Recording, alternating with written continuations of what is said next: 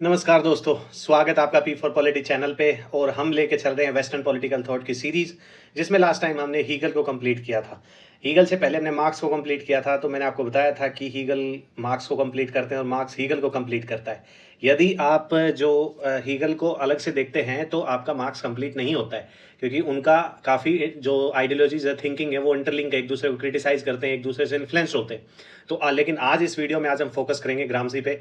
एक गरीब घर में जन्मा लड़का इटली में, वो कैसे इटली का जो तानाशाह मसलिनी है उसके नाक में दम कर देता है। कैसे उनकी जो बचपन एक बीमारी से गुजरा, लेकिन उसके बाद उनकी जो राइटिंग्स हैं, जो जेल में रहकर उन्होंने अपनी जो राइटिंग दी, और कैसे उन्होंने मार्क्सिज्म में काफ़ी चेंजेस लाने की कोशिश की। क्योंकि जब हम मार्क्स को पढ़ते हैं तो हम देखते हैं उनका बेस और सुपर स्ट्रक्चर का मॉडल। यहाँ पे ग्रामसी उसमें चेंज करने की कोशिश करते हैं। वो बताते हैं कि मार्क्स कैसे जो हिस्ट्री में कल्चर का जो कॉन्सेप्ट है उसको मिस करके, कल्चर के कॉन्सेप्ट वो मार्क्स को काफ़ी ध्यान देना चाहिए था। वो कैसे बताते हैं कि जो सोसाइटी है वो इम्पोर्टेंट रोल प्ले करती है जो हेगेमनी स्टैब्लिश करने के लिए। वो अपना एक कॉन्सेप्ट भी देते हैं जिसमें जो ट्रांसपेरेंट स्टेट और ओपेक स्टेट के बारे में भी वो अपना एक बेहतरीन कॉन्सेप्ट देते हैं। तो आज हम ग्रामसी के ऐसे ही कॉन्सेप्ट जो आज डिस्कस करने वाले हैं। तो ग्रामसी को स्टार्ट करने से पहले मैं वही बात बताऊंगा आपको कि आप टेलीग्राम चैनल ज्वाइन करना ना भूलें, जिसका लिंक आपका डिस्क्रिप्शन बॉक्स में है।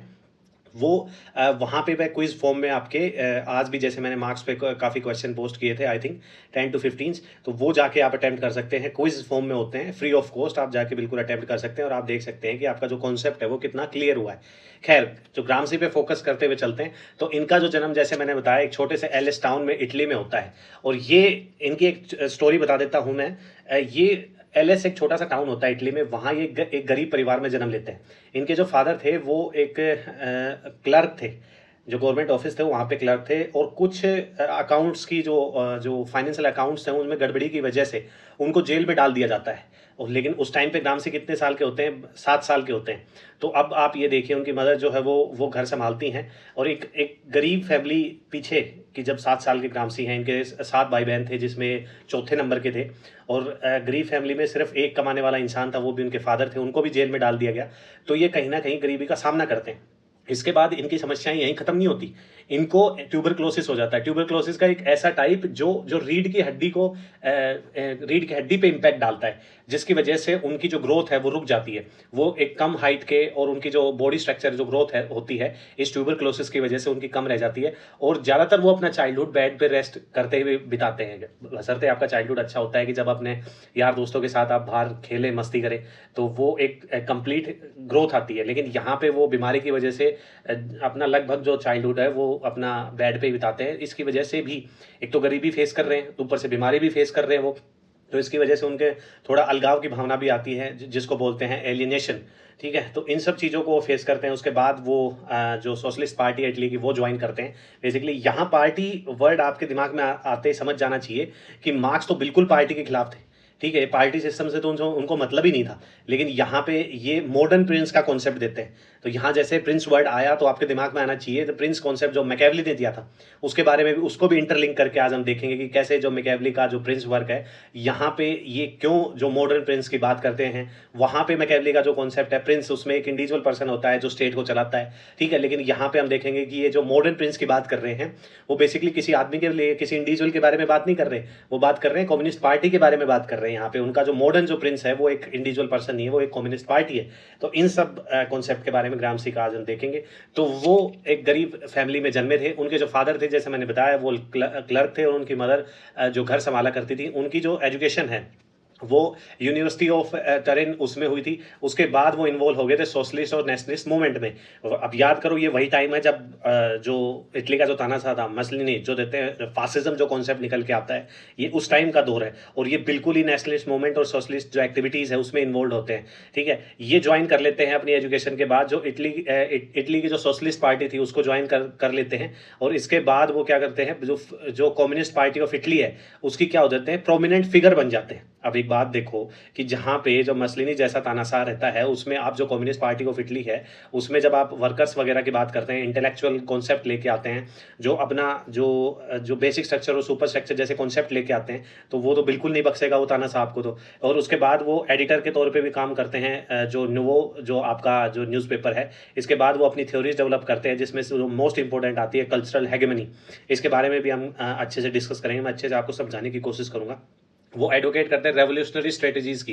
रेवोल्यूशन का भी उनका काफ़ी इंपॉर्टेंट कॉन्सेप्ट है, जो कि मार्क्स से बिल्कुल डिफरेंट है।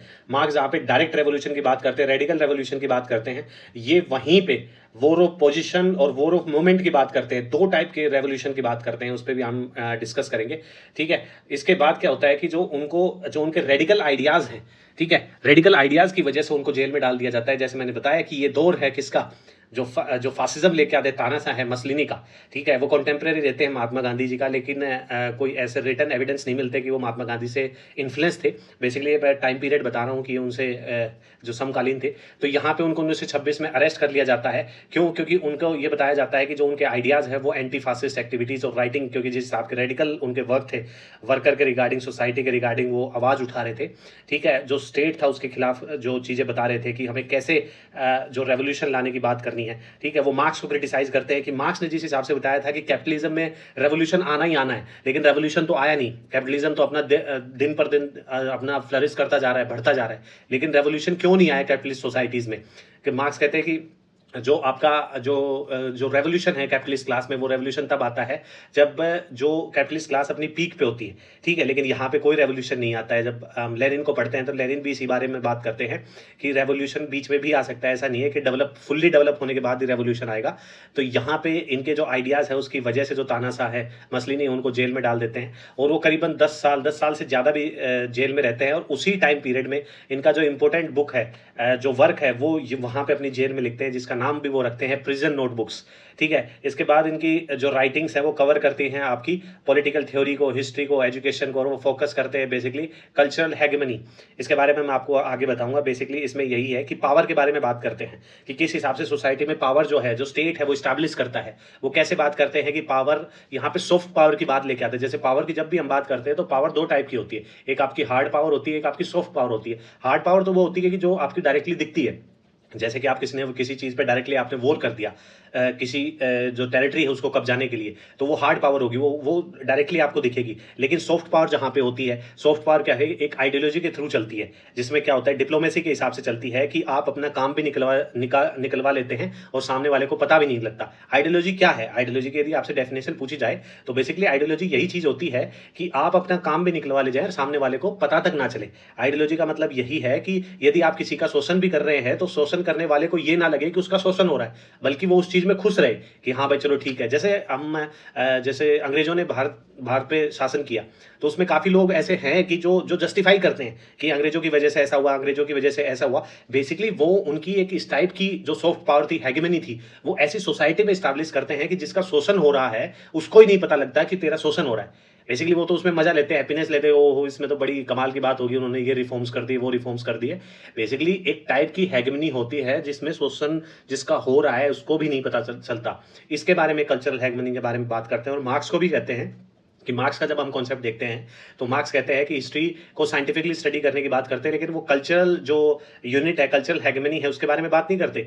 लेकिन यहाँ पे जो ग्रामसी है वो कहते हैं कि मार्क्स ने ये जो हिस्ट्री का जो कॉन्सेप्ट है कल्चरल हेगेमनी, ये मिस कर दिया है, ये मिस नहीं करना चाहिए था उनको मार्क्सिज्म में। लेकिन जिस हिसाब से मैंने आपको बताया था कि उनको ट्यूबरक्लोसिस हो जाती है, और टीबी की भी वो एक ऐसी बीमारी जो कि रीढ़ की हड्डी को इम्पैक्ट डालती है, जिसकी वजह से उनका कद काठी छोटा रह जाता है। और 1937 रोम इटली में उनका क्या हो जाता है, देहांत हो जाता है। अब हम देखते हैं उनके जो मार्क्स, जब भी मैं बार बार बात कर रहा हूं तो मार्क्स की बात कर रहा हूं, तो मार्क्स ने जो मार्क्सिज्म दिया था, बेसिकली यदि स्टेटमेंट देखें तो मार्क्स कहता है कि मैं मार्क्सिस्ट नहीं हूं। ये काफ़ी बार स्टेटमेंट आपसे एग्जाम में पूछी जाती है कि ये स्टेटमेंट किसकी है, जिसमें मार्क्स कहते हैं कि जहां तक मुझे लगता है कि मैं मार्क्सिस्ट नहीं हूं, वो मार्क्स की है। ठीक है, यहाँ पे हम देखेंगे कि मार्क्स, और क्योंकि मार्क्सिज्म में ग्रामसी जो रिफॉर्म्स लाने की कोशिश कर रहे हैं, जो चीज़ें इंक्लूड करने की बात कर रहे हैं, तो यहाँ पे हम देखेंगे मार्क्स वर्सेस ग्रामसी की किस किस चीज़ों से वो अलग थे। जहाँ पे हम देखते हैं मार्क्सिज्म का हिस्टोरिकल मटेरियलिज्म की बात करते हैं तो आपको पता होगा कि वो क्या करते हैं, हिस्ट्री को बेसिकली साइंटिफिक तरीके से आपका समझने की कोशिश करते हैं, लेकिन वहाँ पे वो कल्चरल हेगेमनी के बारे में बात नहीं करते कि किस हिसाब से जो आपकी जो स्टेट है वो सोसाइटी पे किस हिसाब से अपनी हेगेमनी बनाने की कोशिश करता है। जो कैपिटलिज्म है वो सोसाइटी में कैसे अपनी जो हेगेमनी बनाए रखता है, कैसे वो टाइम के साथ चेंजेस होता है, अपने टाइम के साथ जो उनकी आइडियोलॉजीज है उसमें वो चेंजेस करते हैं, जिसकी वजह से सोसाइटी में वो लंबे टाइम तक बने हुए हैं। तो इसलिए जो कल्चरल कॉन्सेप्ट है वो मार्क्स ने मिस कर दिया था। रोल ऑफ स्टेट की बात करते हैं, इसमें यदि हम मार्क्स को देखते हैं तो मार्क्स सीधा सा बोलते हैं कि स्टेट का कोई रोल नहीं है, स्टेट को हटा ही देना है। ठीक है, जो वर्किंग क्लास है उनको उन्होंने रेवोल्यूशन करना है, रेवोल्यूशन करके सोशलिज्म लेके आना है, सोशलिज्म से बाद पीसफुल तरीके से कम्युनिज्म आ जाएगा। तो इसके बारे में बात करते हैं, लेकिन यहीं पे ग्रामसी बात करते हैं कि जो स्टेट है, स्टेट ने अपनी एक स्टाइल डेवलप की है, क्योंकि स्टेट में क्या है, कैपिटलिज्म बैठे हुए हैं। जो कैपिटलिस्ट सोसाइटी है उन्होंने एक स्टाइल डेवलप की है जिसमें सिविल सोसाइटी को वो जो डेवलप करते हैं, जिसकी वजह से जो लोग हैं उस सोसाइटी में रह रहे हैं तो वो यही सोचते हैं कि स्टेट उनके अगेंस्ट नहीं है, स्टेट उनके फायदे के लिए काम कर रहा है। यही देखो आप, वेलफेयर का जो कॉन्सेप्ट है स्टेट का, बेसिकली वेलफेयर का जो कॉन्सेप्ट आता है, स्टेट वेलफेयर के वर्क करता है, तो उससे जो सिविल सोसाइटी के लिए वो काम करता है, और सिविल सोसाइटी में जो लोग रह रहे हैं उनको यही लगता है कि स्टेट हमारे वेलफेयर के लिए काम कर रहा है, स्टेट हमारे अगेंस्ट नहीं है। लेकिन ग्रामसी कहता है कि स्टेट अपनी एक आइडियोलॉजी रखता है, आइडियोलॉजी भी इस टाइप की रखता है कि वो काम भी निकलवा ले जाएगा, और जो इंडिविजुअल जो पर्सन है, जो कम्युनिटी में जो लोग रह रहे हैं उनको पता भी नहीं लगेगा कि स्टेट अपना काम निकाल के चला गया। ठीक है, तुम्हारा शोषण था वो हो गया, लेकिन तुम उस शोषण में ही अपनी खुशी ढूंढते रह गए। ठीक है, वो तुम्हारा शोषण हो गया लेकिन आपको पता ही नहीं चला। उसके बाद हम देखते हैं मार्क्स जहाँ पे रेडिकल रेवोल्यूशन की बात करते हैं, वहीं पे जो ग्रामसी है वो बात करते हैं आपकी लॉन्ग रेवोल्यूशन की, जिसमें वॉर ऑफ पोजीशन की बात करते हैं। जब मैं आगे इनका जो कॉन्सेप्ट है हेगेमनी, उसमें रेवोल्यूशन का भी कॉन्सेप्ट आएगा, वो मैं अच्छे से समझाऊंगा, जिसमें दो स्टाइल ऑफ वॉर की बात करते हैं, जिसमें वॉर ऑफ पोजीशन की बात करते हैं कि पहले आपको क्या करना है कि अपनी आइडियोलॉजी हेगेमनी है वहाँ पे वो स्टैब्लिश कर लेनी है। उसके बाद जो एंटी हेगेमनी के बारे में बात करते हैं वो, कि वो स्टैब्लिश होने के बाद आपको रेवोल्यूशन करना है, ऐसे नहीं कि सीधा ही आप रेवोल्यूशन कर दें। ठीक है, तो ये सब कुछ जो डिफरेंसेस हैं आपकी ग्रामसी और मार्क्स में है। अब हम देखेंगे उनका इंपॉर्टेंट वर्क, जिसमें जो सबसे पहले मैंने आपको बताया था कि 10 साल से भी ज़्यादा वो जेल में रहते हैं। जो तानाशाह मसलिनी उनको वो डाल देते हैं कि तुम्हारे जो वर्क है वो एंटी फैसिस्ट हैं, स्टेट के अगेंस्ट है, तो उनको जेल में डाल दिया जाता है। तो वहाँ पे वो अपना प्रिजन नोटबुक जो वर्क है वो लिखते हैं, जिसमें वो बेसिकली जो फासिस्ट रिजीम इन इटली उसके बारे में लिखते हैं। इस नोटबुक में उनका जो वर्क है वो उसमें है जो थ्योरीज ऑफ हेगेमनी के बारे में बात करता है, और रोल ऑफ इंटेलेक्चुअल के बारे में बात करता है, जिसमें 2 टाइप के इंटेलेक्चुअल वो बताते हैं। ये काफी बार एग्जाम में आपसे पूछा गया है, क्वेश्चन ऐसे फॉर्म होता है एग्जाम में आपसे कि मार्क्सिज्म में इंटेलेक्चुअल का कॉन्सेप्ट किसने इमर्ज किया था या किसने ऐड किया था, तो वो ग्रामसी आते हैं, जिसमें 2 टाइप के सोसाइटी में इंटेलेक्चुअल बताते हैं। वो एक तो आपका ऑर्गेनिक इंटेलेक्चुअल हो गया, एक आपका ट्रेडिशनल इंटेलेक्चुअल हो गया। तो इसमें यदि आपसे पूछा जाए कि इसका जो सिंपल सा एग्जाम्पल यही है, ऑर्गेनिक इंटेलेक्चुअल का मतलब यही है कि सोसाइटी में जो भी क्लास आएगी, जैसे मान के चलो आप मार्क्स का हमने देखा था कि सबसे पहले प्रिमिटिव सोसाइटी होती है, उसके बाद स्लेव सोसाइटी आती है, उसके बाद आपका क्या आता है, फ्यूडल सोसाइटी आती है। तो फ्यूडल सोसाइटी फ्यूडल जो लॉर्ड्स आएंगे वो अपने टाइप के इंटेलेक्चुअल लेके आएंगे। जब कैपिटलिज्म सोसाइटी में आ गया तो कैपिटलिज्म अपने टाइप के इंटेलेक्चुअल लेके आएगा, जैसे लॉयर हो गया, इंजीनियर हो गया। तो ये सब कैपिटलिज्म के क्या है, इंटेलेक्चुअल है। तो कैपिटलिस्ट जो सोसाइटी है उसके इंटेलेक्चुअल हैं, तो क्योंकि जो जिस टाइप की जो आइडियोलॉजी आती है सोसाइटी में वो उसी टाइप के इंटेलेक्चुअल लेके आते हैं ताकि वो उसको प्रमोट कर पाए। तो ऑर्गेनिक इंटेलेक्चुअल में ग्रामसी कहते हैं कि जिस टाइप की जो आइडियोलॉजी है या जिस टाइप की सोसाइटी में जो चीजें चलेंगी, जैसे कैपिटलिज्म चल रहा है तो कैपिटलिज्म अपने ही टाइप के इंटेलेक्चुअल लेके आएगा। जैसे आपका मैंने एग्जांपल दिया, लॉयर हो गया, इंजीनियर हो गया, ये सब डॉक्टर वगैरह, तो ताकि वो कैपिटलिज्म को प्रमोट करें। यहीं पे दूसरा वो बताते हैं इंटेलेक्चुअल सोसाइटी में जो ट्रेडिशनल इंटेलेक्चुअल है, जो कि न्यूट्रल हैं, जैसे आपका टीचर हो गया, चर्च में फादर वगैरह हो गए। तो ये क्या है कि ये जो कैपिटलिज्म को क्या है, प्रमोट नहीं करते, बल्कि इसके बाद वो एक स्टेटमेंट भी देते हैं। इसमें काफी इंपॉर्टेंट इंटेलेक्चुअल पे काफी उनकी इंपॉर्टेंट स्टेटमेंट है, काफी बार एग्जाम में आपसे पूछी भी गई है, कि जिसमें वो बताते हैं कि सोसाइटी में सभी क्या है, इंटेलेक्चुअल हैं, लेकिन दिक्कत की बात ये है कि सब अपना जो इंटेलेक्चुअल का जो फंक्शन है वो परफॉर्म नहीं करते। इस स्टेटमेंट से पहली बात तो यही बता रहे हैं कि इंटेलेक्चुअल वर्किंग क्लास है उसी से निकल के आएंगे। ठीक है, कि जो इंटेलेक्चुअल जो फंक्शन है, जो वर्किंग क्लास है वो भी इंटेलेक्चुअल है, उसमें से ही जो कुछ लोग जो इंटेलेक्चुअल फंक्शन करेंगे, तभी जो कैपिटलिज्म है, जो स्टेट है, उसको हम चेंजेस कर पाएंगे। तो ये उनका रोल ऑफ इंटेलेक्चुअल का था। उसी में वो बताते हैं concept of passive revolution. Active revolution की बात नहीं करते वो, पहले वो बात करते हैं पैसिव रेवोल्यूशन की। जब मैं रेवोल्यूशन के बारे में हम बात करेंगे तब मैं आपको बताऊंगा। दूसरा जो उनका इंपॉर्टेंट वर्क है, जिसमें मैंने आपको बताया था कि यहाँ पे हमें झलक मिलेगी मैकियावेली की। तो मॉडर्न प्रिंस में क्या है, मॉडर्न प्रिंस का मतलब यही है कि जो जो मॉडर्न प्रिंस यहाँ पे कोई इंडिविजुअल पर्सन के बारे में बात नहीं करते, वो बात करते हैं कम्युनिस्ट पार्टी के बारे में बात करते हैं कि यहाँ पे मॉडर्न प्रिंस क्या है, कम्युनिस्ट पार्टी है। और कम्युनिस्ट पार्टी ही क्या करेगी, जो जो एक टाइप का जो स्पार्क है, जो जो वर्किंग क्लास में जो स्पार्क है सोसाइटी में, वो डेवलप करेगी। वो बताएगी कि किस हिसाब से जो जो स्टेट की जो हेगेमनी इस्टेब्लिश हुई है जिस आइडियोलॉजी के तहत, उसके अगेंस्ट हमें क्या करता है, एंटी हेगेमनी अपनी इस्टेब्लिश करनी है। इसका यदि एग्जांपल मैं आपको बताऊं को, तो कतर में यूएस का इन्फ्लुएंस है, लेकिन कतर ने अपना एक चैनल स्टार्ट किया है जो कि न्यूज़पेपर आप काफ़ी बार पढ़ते भी होंगे, अल जजीरा, जिसकी वजह से वो अपने पॉइंट ऑफ व्यू देते हैं। तो ये है कि जब जिस हिसाब से यूएस की कतर में हेगेमनी है, तो कतर क्या कर रहा है, धीरे धीरे एंटी हेगेमनी सोसाइटी में डेवलप कर रहा है। तो अल जजीरा के तहत जब भी आप अल जजीरा पढ़ेंगे तो आपको पॉइंट ऑफ व्यू किसका मिलेगा, हमास इजराइल वॉर में हमास का पॉइंट ऑफ व्यू मिलेगा आपको। उसमें वो ज़्यादातर मोस्टली 99 का 100% ही वो इसराइल को क्रिटिसाइज करते हुए मिलेंगे, यूएस को क्रिटिसाइज करते हुए मिलेंगे, यूएस की फंडिंग जो इसराइल को जा रही है उसको क्रिटिसाइज करते हुए मिलेंगे। ठीक है, तो इस हिसाब से कतर क्या कर रहा है, एंटी क्या कर रहा है, हेगेमनी स्टैब्लिश कर रहा है यूएस के खिलाफ। और धीरे धीरे जिस हिसाब से जब सोसाइटी में एंटी हेगेमनी स्टैब्लिश हो जाती है, फिर आप डायरेक्ट रेवोल्यूशन कर सकते हो। जिसने भी आपके जो सोसाइटी में क्या गया हेगेमनी स्टैब्लिश की हुई है, उससे आपने बचना है। तो ये एक एग्जांपल हो गया जिससे आप समझ सकते हैं। तो यहीं पे वो मॉडर्न प्रिंस की बात करते हैं कि जो कम्युनिस्ट पार्टी है वो स्पार्क लेके आएगी, लेकिन यहीं पे मार्क्स होते तो वो सोसाइटी के तो मतलब जो कम्युनिस्ट पार्टी सिस्टम है वो तो उसके बिल्कुल ही खिलाफ है, मार्क्स होते तो। लेकिन यहाँ पे मॉडर्न प्रिंस वो बताते हैं कि कम्युनिस्ट पार्टी आज के टाइम पे सोसाइटी में मॉडर्न प्रिंस है। मैकियावेली वहाँ पे प्रिंस के बारे में अपना जो वर्क है जिसमें प्रिंस की एक्टिविटीज़ वगैरह सब बताते हैं वो, तो वहाँ पे वो एक इंडिविजुअल पर्सन के बारे में बात करते हैं कि जो स्टेट को रन करेगा। लेकिन यहाँ पे जो आपके ग्रामसी है वो कम्युनिस्ट पार्टी के बारे में बात करते हैं।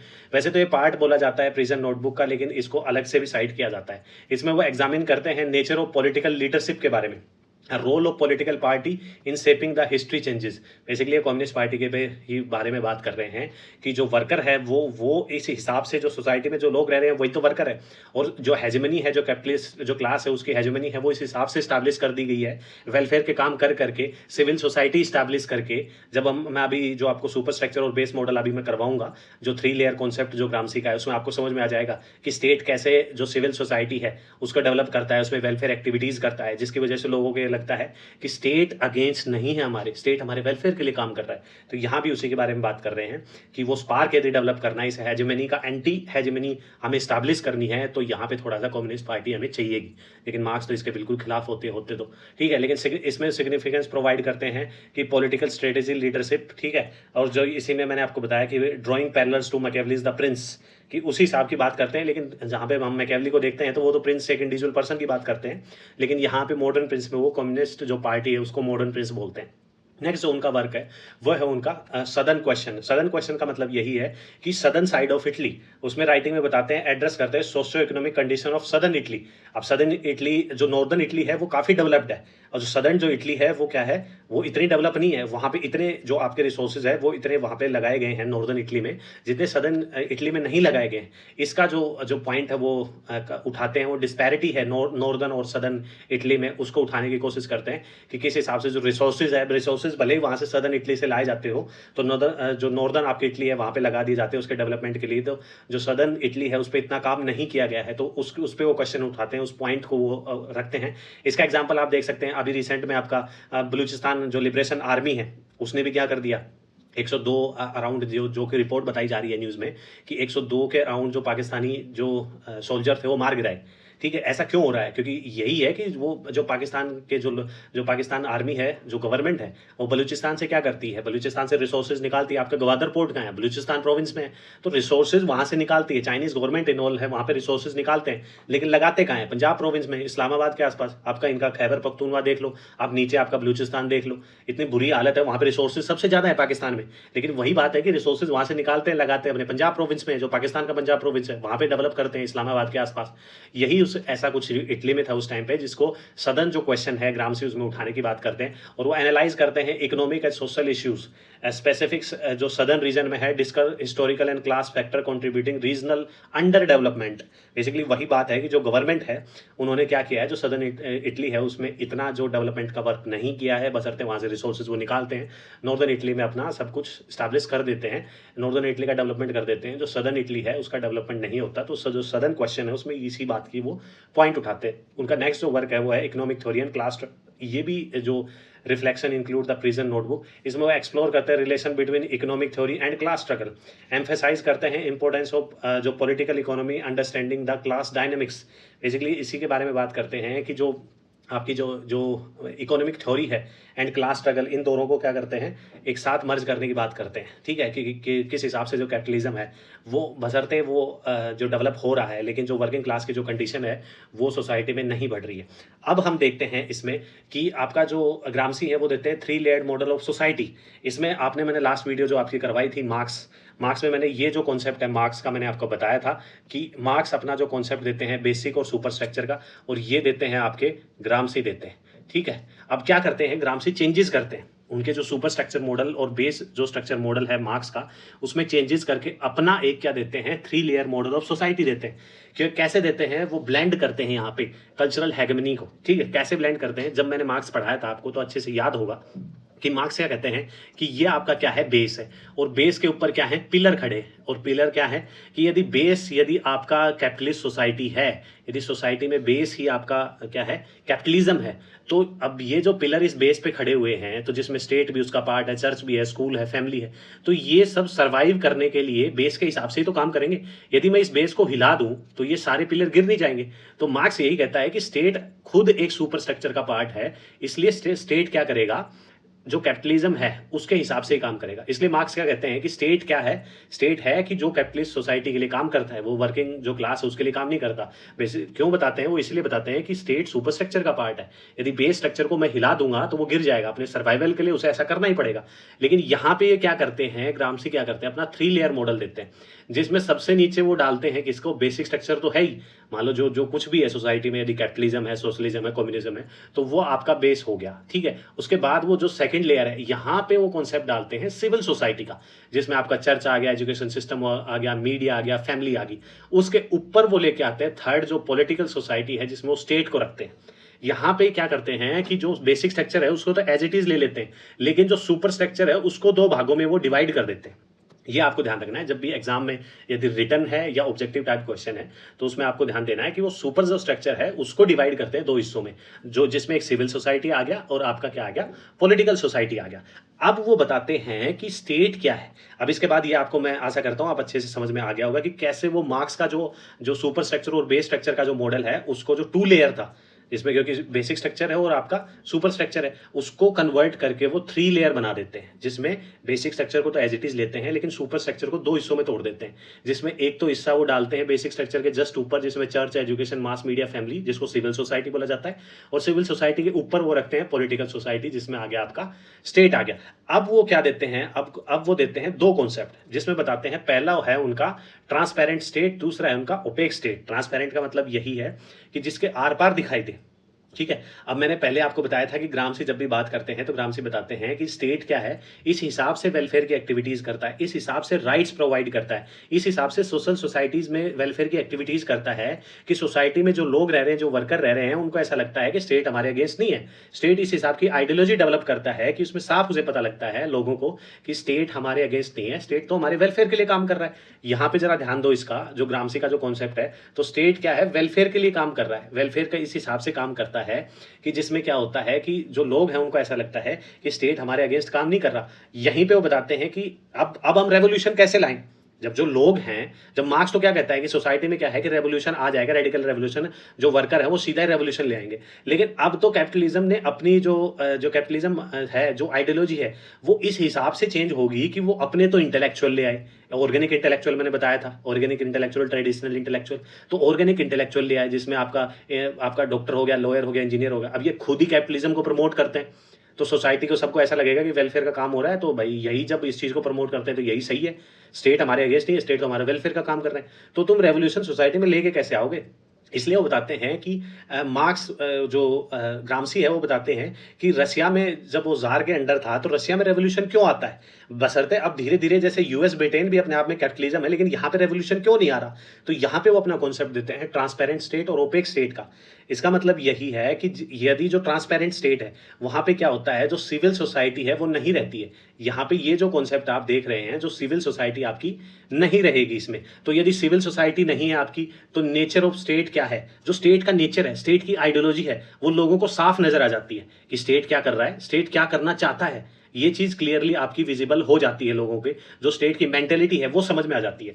तो इसलिए क्या होता है, रशिया में क्या होता है, रेवोल्यूशन आ जाता है, ग्रामसी कहते हैं, क्योंकि जो लोग हैं उनको जो स्टेट की इंटेंशन है वो पता लग गई। लेकिन रेवोल्यूशन यूएस और ब्रिटेन में क्यों नहीं आ रहा? यहाँ पे तो कैपिटलिज्म, और कैपिटलिज्म अच्छे से डेवलप भी हो चुका है।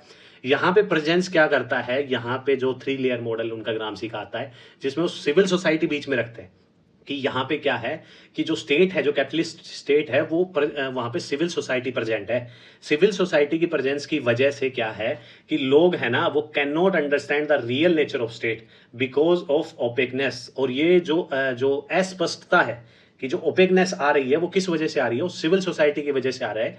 कि सिविल सोसाइटी में जैसे स्टेट वेलफेयर, जो कैपिटलिस्ट क्लास, जो कैपिटलिज्म है, वो सिविल सोसाइटी में आपका क्या करता है, वेलफेयर के काम करता है, जो वर्कर है उनको राइट्स प्रोवाइड करता है। तो स्टेट जो लोग हैं उनको अस्पष्ट हो जाती है, जो आइडियोलॉजी है, जो थिंकिंग है, जो मेंटेलिटी है स्टेट की, कैपिटलिस्ट स्टेट की जो मेंटेलिटी है वो एकदम अस्पष्ट हो जाती है। उनको सिर्फ ये लगता है कि ये जो स्टेट है ये तो हमारी भलाई के लिए काम कर रहा है, तो हमारे वेलफेयर के लिए काम कर रहा है। और लोग किसके अंदर रहते हैं, फॉल्स कॉन्शियसनेस के अंदर रहने लग जाते हैं। इसलिए आपके ग्रामसी कहते हैं कि जिसका शोषण हो रहा है उसी को नहीं पता लग रहा है कि तेरा शोषण हो रहा है, बल्कि वो उसी शोषण में अपनी क्या हैप्पीनेस ढूंढने की कोशिश करता है। और मतलब वो खुश भी रहता है उस शोषण में, क्योंकि उसको पता ही नहीं चल रहा, वो फॉल्स कॉन्शियसनेस में जी रहा है।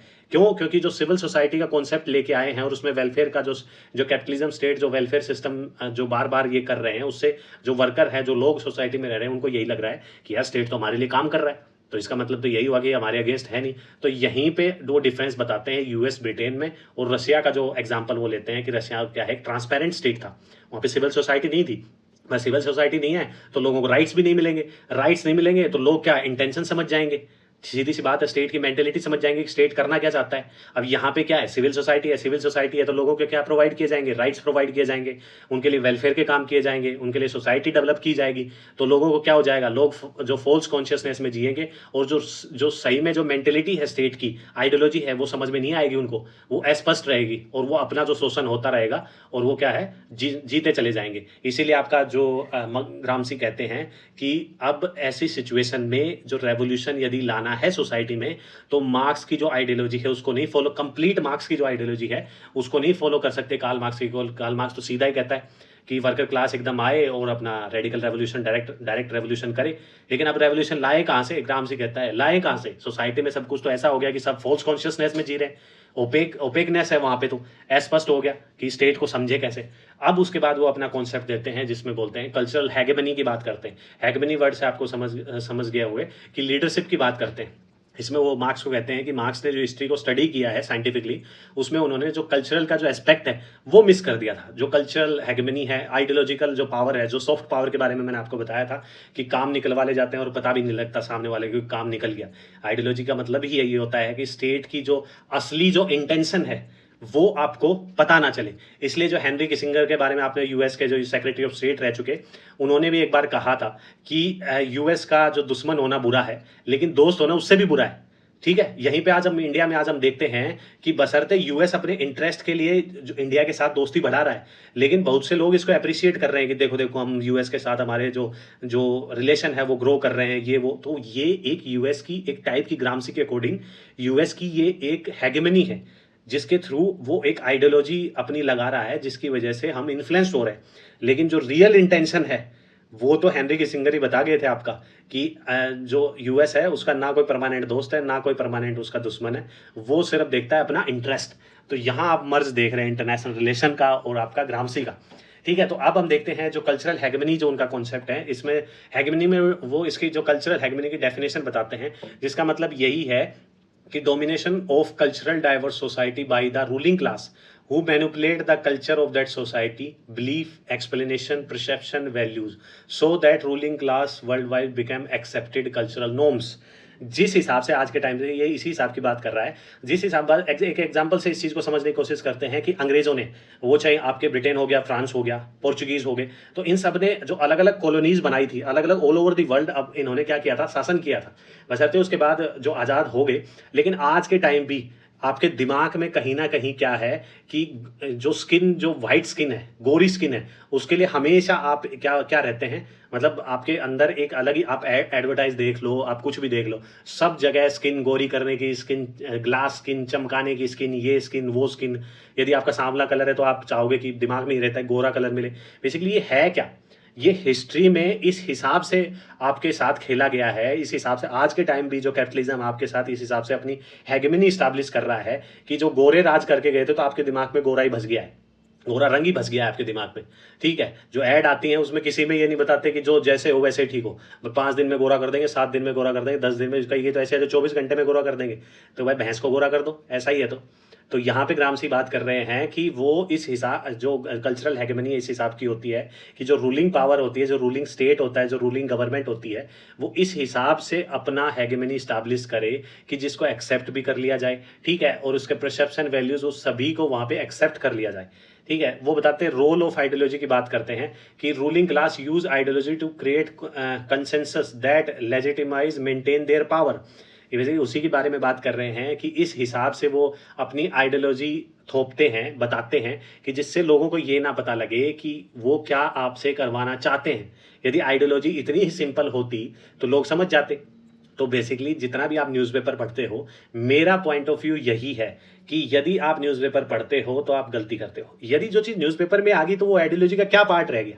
ठीक है, आपको प्रिंट मीडिया पे जाना चाहिए, जो बुक्स हैं जो पहले लिखी हुई हैं आपको वो पढ़नी चाहिए, तब जाके आपका जो मेंटल स्टेट है वो डेवलप होगा। न्यूज़पेपर में तो सब ऊपर ऊपर से पता लगता है, जो चीज़ न्यूज़पेपर में पता लगी वो आइडियोलॉजी का क्या पार्ट होगी। ठीक है, तो बेसिकली इसी बारे में बात कर रहे हैं कि आइडियोलॉजी को इस हिसाब से जो सोसाइटी उसको एक्सेप्ट करे ताकि वहाँ पे पावर को क्या किया जाए, लंबे टाइम तक मेंटेन किया जा सके, या फिर जो काम आप करवाना चाहते हैं वो आप करवा ले जाएं। This ideology became a common sense that people can accept without question, कि जहाँ पे अपनी आइडियोलॉजी आप लगा रहे हैं वहाँ के जो लोग हैं वो क्या करें, बिना क्वेश्चन करे उस आइडियोलॉजी को एक्सेप्ट कर ले। ये ग्रामसी कल्चरल हेगेमनी के बारे में बात करते हैं। इसमें वो बताते हैं सिविल सोसाइटी इंस्टीट्यूशन के बारे में बात करते हैं कि hegemony is maintained through the institution. जैसे मैंने आपको बताया था कि जो स्कूल्स है, मीडिया है, चर्च है, आर्ट्स है, ये किसका पार्ट है। जरा इस पे नजर डालो, इस डायग्राम पे नजर डालो कि जो सिविल सोसाइटी है वो हेगेमनी स्टैब्लिश करने के लिए हेल्प करती है। यही वो बताने की बात कर रहे हैं। और जो सिविल सोसाइटी का पार्ट यहाँ पे उन्होंने अपने 3 लेयर मॉडल में क्या क्या दिया है, चर्च है, एजुकेशन है, मास मीडिया है, फैमिली है। तो ये सब चीजें वो बताते हैं यहाँ पे। ठीक है, तो इसी के बारे में बात कर रहे हैं कि जो हेगेमनी मेंटेन करने के लिए जो सिविल सोसाइटी है, जैसे कैपिटलिज्म सिविल सोसाइटी में वेलफेयर के काम कर रहा है, राइट्स प्रोवाइड कर रहा है आपके, तो वो सिविल सोसाइटी को डेवलप करेगा। Which propagate the value norms ruling the class. Basically जो रिफ्लेक्ट करेगा वो ओपेकनेस बनाए रखेगी कि लोगों को एक फाल्स कॉन्शियसनेस में जिंदा रखेगी कि जो स्टेट है वो आपके अगेंस्ट नहीं है, ये आपके जो कैपिटलिज्म है ये आपके वेलफेयर के लिए काम कर रहा है। देखो आपकी सिविल सोसाइटी डेवलप हो रही है, सिविल सोसाइटी में जो लोग रह रहे हैं उनको आपकी जो राइट्स प्रोवाइड किए जा रहे हैं, राइट टू एजुकेशन प्रोवाइड किया जा रहा है, सेक्युलरिज्म दिया जा रहा है, आपका ओपन मीडिया है, ओपन मास मीडिया है कि कोई भी किसी मतलब इंटरव्यू ले सकता है, कॉन्फ्रेंसेस कर सकता है, कुछ भी चीज़ रिकॉर्ड कर सकता है। तो ये सब चीज़ें राइट्स प्रोवाइड की जा रही है और फॉल्स कॉन्शियसनेस में आप जिए जा रहे हो। उसके बाद वो पैसिव रेवोल्यूशन की बात करते हैं। पैसिव रेवोल्यूशन में मैंने आपको बताया था कि ग्रामसी 2 टाइप के मूवमेंट की बात करता है। अभी मैंने कतर का जो एग्जाम्पल दिया था वो आपको अच्छे से याद होगा कि कतर में जो यूएस का इन्फ्लुएंस है, हेगेमनी है, लेकिन कतर धीरे धीरे क्या कर रहा है, कतर मान के चलो एक अल जजीरा अपना न्यूज़पेपर डेवलप किया है उन्होंने, जिससे अपने पॉइंट ऑफ व्यू रखते हैं जो कि यूएस के अगेंस्ट है। तो मतलब इसका यही है कि वो एंटी हेगेमनी डेवलप कर रहा है। और एक हिसाब से ग्रामसी के अकॉर्डिंग यदि सोसाइटी में हम धीरे धीरे क्या करेंगे, 2 टाइप के रेवोल्यूशन बताते हैं वो, अब दोनों नोट डाउन कर सकते हैं, एग्जाम में पूछे जा सकते हैं। जिसमें बताते हैं वॉर ऑफ पोजीशन के बारे में बात करते हैं। वॉर ऑफ पोजीशन का मतलब यही है कि कतर एक हेगेमनी के खिलाफ एंटी हेगेमनी डेवलप कर रहा है सोसाइटी में। अल जजीरा न्यूज़पेपर अपना बना के, जिसमें हमास वगैरह के बारे में वो बात करता है।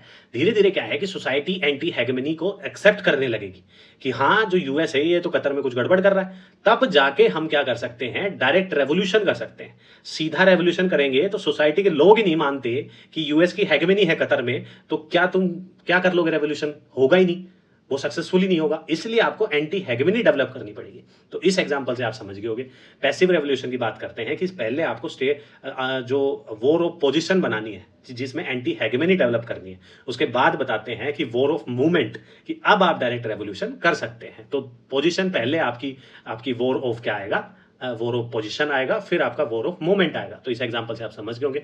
इसके बाद वो बताते हैं काउंटर हेगेमनी की बात कर रहे हैं। वही मैंने अभी आपको बताया है कि जो ग्रामसी है वो बताते हैं कि किसी भी क्लास में जो सबऑर्डिनेट जो क्लास है, किसी भी सोसाइटी में जो रह रही है, वो डेवलप कर सकती है counter hegemony by creating alternative belief and values. अब मान लो जो बिलीफ एंड वैल्यूज यूएस ने कतर में बना रखी हैं, उसके खिलाफ आपको एंटी हेगेमनी डेवलप करोगे तो ऑल्टरनेटिव बिलीफ वैल्यू और इंस्टीट्यूशन आपको खड़े करने पड़ेंगे, जैसे अल जजीरा खड़ा किया है। और intellectual play key role spreading their alternative view points. अब ये कमाल की बात है कि यहाँ पे वो इंटेलेक्चुअल के बारे में बात कर रहे हैं। यहाँ पे हम देखेंगे, मैंने आपको बताया था कि इंटेलेक्चुअल दो टाइप के होते हैं।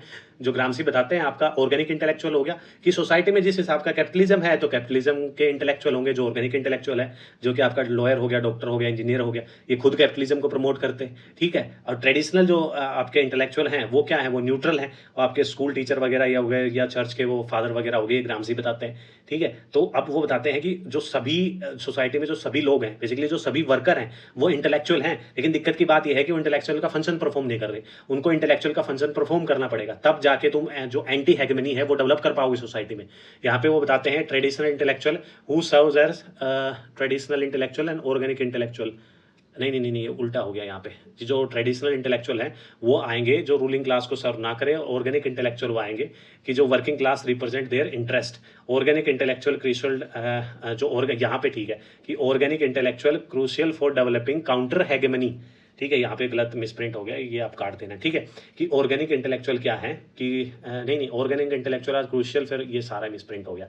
जो ट्रेडिशनल इंटेलेक्चुअल है वो आपको देखना है। उसके बाद जो जैसे मैंने एग्जांपल बताया वो देख लेना आप, ठीक है। वॉर ऑफ पोजीशन क्या है, वॉर ऑफ पोजीशन में मैंने आपको बताया कि वॉर ऑफ पोजीशन आ जाएगा, ठीक है। और दूसरा आएगा वॉर ऑफ मूवमेंट। इसका मतलब भी वही है कि जिसमें which involves a long term patience effort building alliance gradual shift cultural ideological dominance, कि धीरे धीरे आपको ये एक लॉन्ग प्रोसेस है। इसीलिए वो पैसिव रेवोल्यूशन की बात करते हैं, पहली stage.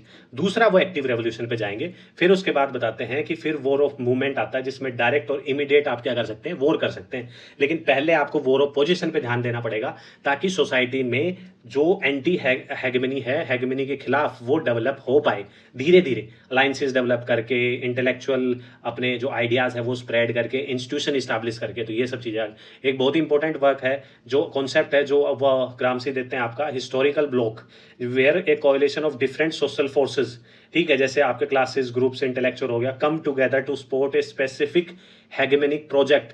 The formation of historical bloc is essential for enchain. Basically यही है कि यदि कोई भी हेगेमनी किसी भी सोसाइटी में डेवलप कर ली है, तो जो हिस्टोरिकल ब्लॉक बनाया जाता है एक टाइप का, कि वो एक स्पेसिफिक हेगेमनी को क्या करेगा, प्रमोट करेगा।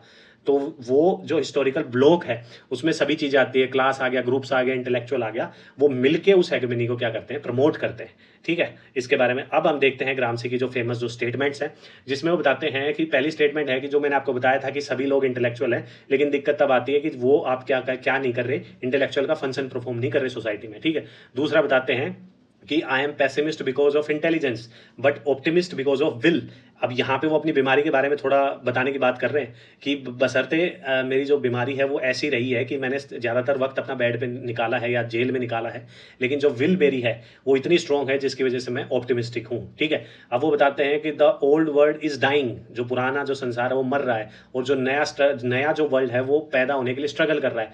Now is the time of monster. यहाँ पे वो क्रिटिसाइज करते हैं मसलिनी के फासिज्म को, कि अब अभी जो ट्रांजिशन जो पीरियड जो तसल जो चल रही है, कि पुराना संसार मर रहा है, नया जो बोर्न हो रहा है, नई टाइप की आइडियोलॉजी जो बोर्न हो रही है, इसके बीच में ही क्या आता है, एक मॉन्स्टर आता है, वो अपना आधिपत्य जमा लेता है, जिसको फासिज्म मसलिनी के बारे में क्रिटिसाइज करते हैं। दूसरा आता है उनका hegemony is a form of exploitation where exploited finds his happiness in his own exploitation. ये मैंने आपको बताया था कि हेगेमनी एक इस टाइप की फॉर्म ऑफ एक्सप्लॉयटेशन है जिसमें जिसका एक्सप्लॉयटेशन होता है उसको ही नहीं पता लगता, बल्कि वो तो उसमें खुशी ढूंढता है, ये स्टेटमेंट मैंने आपको बता दी थी। इसमें वो हेगेमनी के जो कॉन्सेप्ट है, एंटी हेगेमनी, इसके बारे में बात करते हैं।